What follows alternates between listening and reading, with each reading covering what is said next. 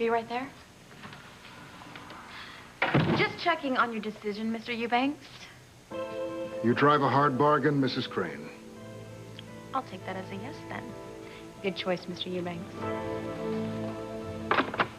Gosh, you sound like such a cutthroat on the phone. When you want something bad enough, Whitney, you gotta be willing to do anything to get it. Who are you talking to on the phone? Don't ask questions you don't want to hear the answers to, Whit. I do want to hear.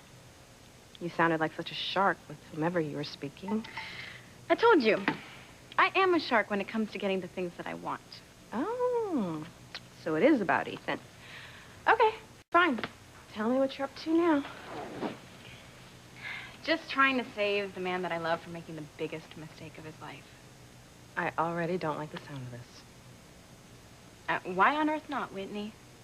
You know what it's like to be in love and then have everything backfire on you?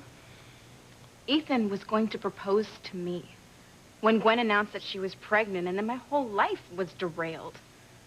All I'm doing is trying to get Ethan back on the right track. And if it means that I have to play a little dirty, so be it. Yes, that is your style, but it's not mine. Well, maybe you should think about changing your style. Remember the future you saw for yourself the night of the green fog?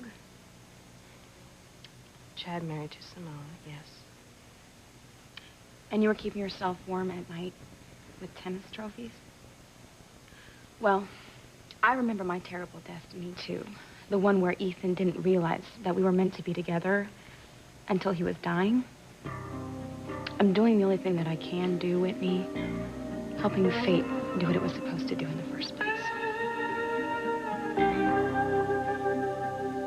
Well, I sure hope you know what you're doing this time. I do. I'm positive that Ethan's gonna come back to me one way or another. How can you possibly be so sure? I have my ways. I made certain that Ethan won't have any other choice.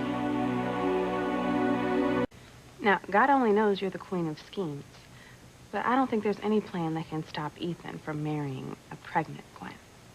Mine will. You know, if you really want things to progress with Chad, then you've got to get a little more down and dirty, like I have. Teresa, I don't want to break my father's and my sister's hearts. But see, that's what I'm talking about, Whitney. You got to get over being squeamish and just go for it. I mean, if you think that Chad is worth it. Chad's worth everything. Well, then quit playing the nice girl and pursue your goal using every available means. You know, I don't know about you, but I am sick and tired of people not ending up with the right partners. I mean, Luis belongs with Sheridan, you belong with Chad, I belong with Ethan. At this point, the only two people I know who are doing all right are Miguel and Charity. Thank God for that, at least.